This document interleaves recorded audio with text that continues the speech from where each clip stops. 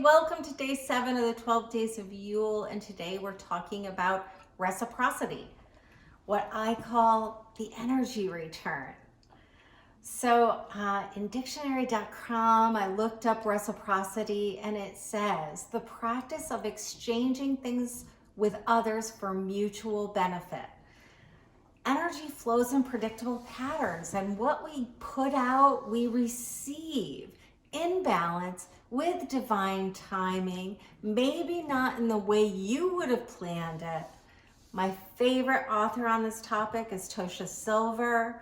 I'm going to link her work in the description below. So it's the season of giving, and maybe you're starting to know now that you overgave in some ways over the holidays. Capricorn always reminds us when we have overspent or undervalued our resources, and when we're putting out and putting out and putting out, it isn't uncommon to see less than excellent returns on our energy investments. We can feel drained and resentful. Likewise, when we withhold out of scarcity and fear, we can also see less than optimal results. We can feel restricted, afraid. Sometimes I experience guilt over, what I gave and what I didn't give. What I didn't give. Scarcity mindset is tight and agitated. Instead of looking to see what we can give, we grasp onto what we have and we resent those that we perceive as having more or doing better. We make up a story about them. Reciprocity teaches us that sharing in balance creates these mutually beneficial results. To really work this magic, you need to tune into your relationship with the sacred. So go back to solstice, to the first day of Yule. What about those altar devotions? Was that something that you took on? What about a daily prayer practice? What are you doing devotionally? Did you do some divination around this energy return, the energy flow that's happening right now? Are you paying attention to your sacred guidance system? I have some tips on this. On the new moon, we talked about looking for signs and symbols and the synchronicitous nature of the divine message. And our relationship with the guardian of our soul comes into play here. So see what comes up, see what opportunities are presented to you that maybe you just say, oh gosh, that's not for me. I experience this every time Amy suggests buying a lottery ticket because I just don't buy lottery tickets. But now, and this is real, Amy and I have been together for 8 years, okay? But the last year and a half, I would say, when she suggests getting a lottery ticket, I just do it. Just do it. Yep, here's my money. Here's my money. So you can just play around with that kind of stuff. I've learned over and over and over and over again that my work is to do the work of the priestess and then let the goddess take care of everything else. That doesn't mean that I don't have to do the things I do. I'm not laying on the couch being the priestess and money is flowing to me. No, I do the sacred work that I'm called to. I do the other work, the mundane work that I'm called to. But I really have developed this trust around letting the universe bring to me what I need and a little more, So follow the breadcrumbs. When something shows up, say, okay, and do it. It's like adjusting the dial on the radio to get a clear signal. One of the things that I like to say is give me a sign and make it so clear that I cannot possibly miss it. And it works, it works, it works. So one of the things that really blocks us around this is that we've been brought up to think that everything is transactional. It's like, I do this for my partner, so they should do this for me. Or I work harder than Mary and she's getting all the props. That kind of stuff is really inculcated in us from a very young age. It's also about this rugged individualism and thinking, I work this many hours for this amount of money and this equals this and the accountant's balancing and that's fine for earth life. If that's how you roll, rock on. But in universal energy, it's just not transactional like that. You do what you do, and then the universe brings the things that you need. And it can come from a very different place than you think that it would or should or could come from, you know? So I also want to talk to you about the things that get in the way of this reciprocal, just flowing nature of the universe providing for us. And the number one thing is doing things for people that you resent. It's like praying for more resentment. You know, if you're giving and receiving mojo is off and you're feeling drained, you just aren't tuning in enough, and you are expecting the outcome to be the way you planned it instead of letting the universe flow to you. And this is complicated. Seriously, you should buy all of Tosha Silver's books. Listen to them on Audible. She has some divination decks that might work for you. This is something that is so deeply part of the grand narrative of capitalism, and especially American rugged individualism. And it's just off a little bit. You know, we're not throwing the baby out with the bathwater. You know, everybody wants to do a good job and to work hard for the things that they want and need. But there's this little nuance that we've been missing, and it's just gotten out of hand. So I wanted to give you a few ways that you can get started with experimenting with the energy return, because the only way that you're going to believe it, because you're going to say to me, Valerie, there isn't enough money in my bank account. Valerie, life isn't fair. And Mary really is getting what I'm supposed to be getting. You know, I get it. I've been there. I worked this. I know, my sisters and brothers, I know. But here's some low-level ways to experiment with the energy return that I think will get you flowing, okay? So I want you to get 5 $1 bills. I want you to do this every week for a while. $5. Give up a cup of coffee for a week and you've got 5 ones.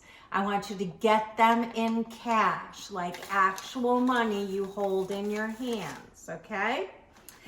And then I want you to start leaving blessings in the form of $1 in 5 different places, anonymously, okay? Maybe you want to develop a little prayer that goes with it, like, I wish the finder of this $1 bill hope, happiness, and love, okay? Here are my fun things to do. Right now, everybody's hanging their coat, like at the coat rack, at the doctor's office, or at, some appointment you're at. You just go and stick it in a pocket. Just stick a $1 bill in a pocket. Say your little prayer. You remember what it feels like to find money in a pocket? It's like, woo, even if it's just $1, you're like, woo, $1 I didn't know I had. You know, it makes you feel good. So I do that. Another thing you can do is put money in tip jars. You know, we know those counter people don't get paid enough. You know, give them a little tip. Say a little prayer while you do it. Don't make it obvious. Just do it on the sly. Nobody needs to know you're tipping or not tipping. Just do it on the sly. Do it as sly as you would not tip if you feel guilty about not tipping, okay? You can do it at the library. I like to go to the children's section and put a little dollar in a book, because kids, they find $1 and they think that it's freaking Christmas. You know, so just put them around without any noticing, and then start watching and waiting. And here's the thing, with hopeful anticipation. You know, not with the, oh, this isn't going to work and I'm just going to prove it wrong. I want you to wait with hopeful anticipation to see where synchronistic moments happen in your energy flow. Like all of a sudden you get to a cashier at Starbucks and she says, oh, the person in front of you paid for your drink. Or you get a little weird check in the mail, like, I don't know, I got a check for $2 once saying that I had overpaid something. You know, $2. But it, you know, just start looking with hopeful anticipation and see where the flow starts opening. Also, it can be not money, okay? So all of a sudden, your neighbor from down the road comes up to your house, knock, knock, knock, and says, I am not using my rototiller, and I notice you have gardens, and I'm wondering if you want it. And then all of a sudden, you've got this machine that would have cost you a couple $100 at your disposal. You know, so look at the different ways that things just start flowing to you. I love it when I pull up at a parking meter and it's got just enough time left on it. It's the energy return. The other side of this energy return is receiving, though, and we aren't always good at that. And the roots of difficulties in receiving are in unworthiness and not really thinking that we deserve. You know, I'm not good enough. I'm not innovative enough. I'm not pretty enough. You know, when I first started doing my Facebook Lives 2.5 years ago, I would think, you know, I'm too old and not cute enough to do YouTube videos. And I was so wrong. All I had to do was try. And it was the receiving of feedback from all of you that actually were like, we don't care what you look like. You know, we like what you've got here. So that was a real lesson in worthiness. We can also get caught up in, you know, thinking that our receiving isn't operating the same as somebody else's.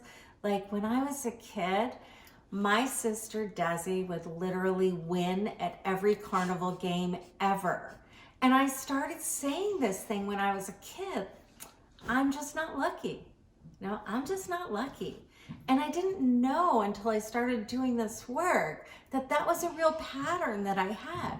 So I unwound it and started saying things like, I'm a really lucky person. Oh, look at all the ways that I'm lucky. You know, things like that. It's just how I worked with it in the beginning to prove to myself that it was a thing. So the other thing that I really experienced around this was I listened to a TED Talk, and then I read a book by Amanda Palmer. It's called The Art of Asking. And she's a performance artist. She's very different than what I do. And I probably, you know, there's no way I would have stumbled onto this, okay? The only way I stumbled onto this, oh, this is a good story, is that Brené Brown wrote the introduction to her book because she had seen her TED Talk. And so that's how I found it. And it was exactly what I needed at exactly the right time. It's called The Art of Asking. And because I watched the TED Talk and then I read the book, I launched my Patreon account.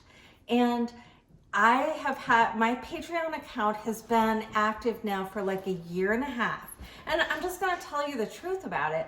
I haven't reached my first goal, but I have consistently for the last year made about $400 a month, which makes a huge difference in my life, you know? I still do a side gig, so I substitute at a local elementary school, and you know, that I still aspire to replace my income from teaching with my Patreon account. That's still an intention that I hold, but then I'll get to substitute just because I like to be around children and I'm really good at it. And I love teachers and communities and schools. So then it'll be an offering instead of a transaction. So this is what I'm talking about. Like you just have to start experimenting with this and it will find its way to you. I promise.